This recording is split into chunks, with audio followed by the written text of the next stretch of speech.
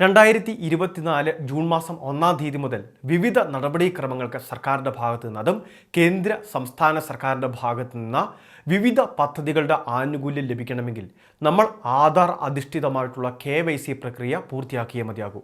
ചിലപ്പോൾ വിരൽ പതിക്കേണ്ടതായിട്ട് വരും. അല്ല എങ്കിൽ ആധാർ അധിഷ്ഠിത വേരിഫിക്കേഷൻ സംവിധാനത്തിലൂടെ നമ്മളത് പൂർത്തിയാക്കേണ്ടതുണ്ട്.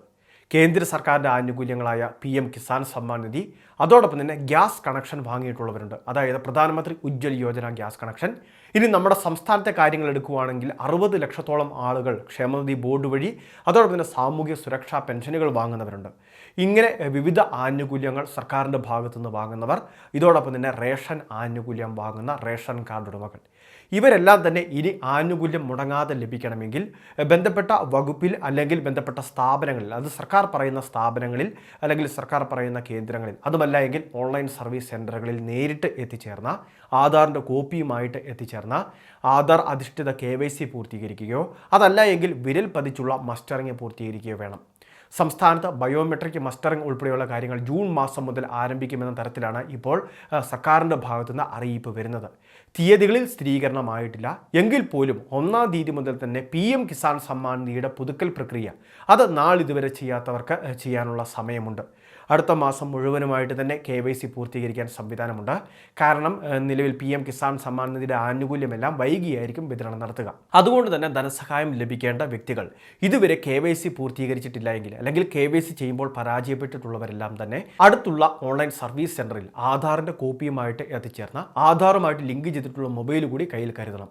OTP അധിഷ്ഠിത KYC ഉണ്ട്. അതല്ല എങ്കിൽ ബയോമെട്രിക് സംവിധാനമുണ്ട്. അത് കോമൺ സർവീസ് സെൻ്ററുകൾ വഴിയോ അക്ഷയ കേന്ദ്രങ്ങൾ വഴിയോ ചെയ്യാൻ സാധിക്കും. ഇനി ഏറ്റവും ഒടുവിലായിട്ട് ഫോണിൽ ആപ്ലിക്കേഷൻ വഴി ഫേസ് ഒതൻറ്റിക്കേഷൻ സംവിധാനമുണ്ട്. ഇതിനെല്ലാം വേണ്ട സഹായം ഓൺലൈൻ സർവീസ് സെൻ്ററിൽ നിന്ന് നമുക്ക് ചെയ്യുന്നതാണ്. ഇനി ഉജ്ജ്വൽ യോജന ഗ്യാസ് കണക്ഷൻ എടുത്തിട്ടുള്ളവർ ശ്രദ്ധിക്കുക. കേന്ദ്ര സർക്കാരിൻ്റെ സബ്സിഡി 300 രൂപയോളം ഇത്തരം ഗ്യാസ് കണക്ഷനുകൾക്ക് ലഭിക്കുന്നുണ്ട്. ഇങ്ങനെയുള്ളവരിൽ KYC പ്രക്രിയ വിജയകരമാകാത്ത നിരവധി ആളുകളുണ്ട്. ഇത്തരത്തിലുള്ള ആളുകളിൽ KYC പ്രക്രിയ പൂർത്തീകരിക്കാത്ത ചില ഗുണഭോക്താക്കളുണ്ട്. ഇങ്ങനെയുള്ളവർക്ക് ഒരു പുതുക്കൽ കേന്ദ്ര സർക്കാർ പറഞ്ഞിരുന്നതാണ്. 2023 ഡിസംബർ 31 വരെ സമയവും അനുവദിച്ചിരുന്നു. ഈ സമയത്ത് ചെയ്യാൻ സാധിക്കാതെ ഇരുന്നവരെ കൃത്യമായിട്ട് ഏജൻസിയിൽ നിന്ന് വിളിക്കും. ഇങ്ങനെ വിളിക്കുന്നവർ മാത്രം നമ്മളുടെ ഗ്യാസ് കണക്ഷനുമായിട്ട് ബന്ധപ്പെട്ട ബുക്ക്, അതോടൊപ്പം തന്നെ ആധാറിൻ്റെ കോപ്പി, ആധാറുമായിട്ട് ലിങ്ക് ചെയ്തിട്ടുള്ള ഫോൺ, ഈ കാര്യങ്ങളെല്ലാം കയ്യിൽ കരുതേണ്ടത് ആവശ്യമാണ്. ഇനി ഗ്യാസ് കണക്ഷൻ ആരുടെ പേരിലാണ് എടുത്തിട്ടുള്ള ഗുണഭോക്താവ് നിലവിൽ ഇപ്പോൾ ഇല്ല എങ്കിൽ കൃത്യമായിട്ടുള്ള വിവരങ്ങൾ ഏജൻസിയെ അറിയിക്കേണ്ടതുമാണ്. ഇപ്പോൾ സബ്സിഡി ലഭിക്കാത്ത ഗാർഹിക സിലിണ്ടറുകളൊക്കെ ഉള്ളവരുണ്ട്. അങ്ങനെയുള്ളവരെ സംബന്ധിച്ചിടത്തോളം അവരിപ്പോൾ പോകേണ്ട ആവശ്യമില്ല. ഏതെങ്കിലും സാഹചര്യത്തിൽ ഏജൻസിയിൽ നിന്ന് കൃത്യമായിട്ട് കോളിൽ വന്ന് അതായത് നമ്മൾ എത്തിച്ചേരണം എന്ന് ആവശ്യപ്പെട്ടെങ്കിൽ മാത്രം അവർ ചെന്നാൽ മതിയാകും. മൂന്നാമത്തെ മറ്റൊരു പ്രധാനപ്പെട്ട കാര്യം എന്നുള്ളത് നിലവിൽ റേഷൻ വാങ്ങുന്നവരെ സംബന്ധിച്ചാണ്. BPL ration card, AB ration card ഉള്ള വ്യക്തികൾ ശ്രദ്ധിക്കണം. നമ്മളുടെ സംസ്ഥാനത്ത് കേന്ദ്ര സർക്കാരിൻ്റെ സൗജന്യ അരിയാണ് ഇത്തരം റേഷൻ കാർഡുകൾക്ക് ലഭിക്കുന്നത്. 5 വർഷം കൂടി ഗരീബ് കല്യാൺ അന്ന യോജന എന്ന് പറയുന്ന ഒരു സ്കീം നീട്ടിയിട്ടുണ്ട്. അത്രയും നാൾ നമുക്ക് സൗജന്യമായിട്ട് വീടുകളിലേക്ക് അരി ലഭിക്കും.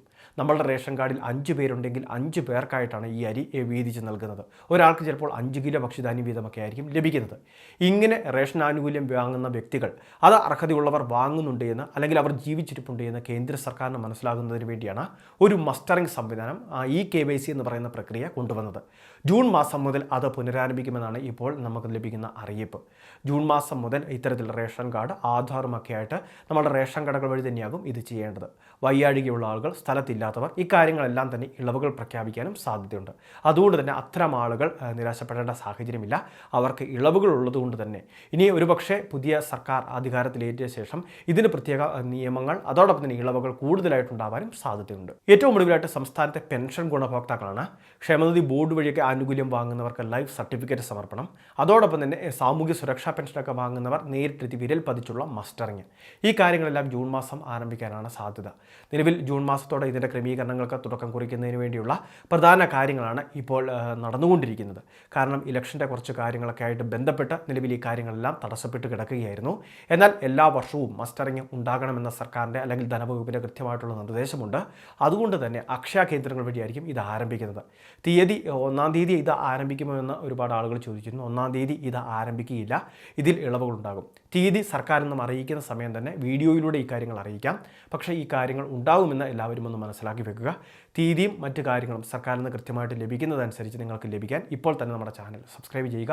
ഇതുപോലുള്ള വിവിധ അറിയിപ്പുകൾക്ക് ഫേസ്ബുക്ക് പേജിലൂടെയാണ് വീഡിയോ കാണുന്നതെങ്കിൽ പേജ് ഫോളോ ചെയ്യുകയും വേണം.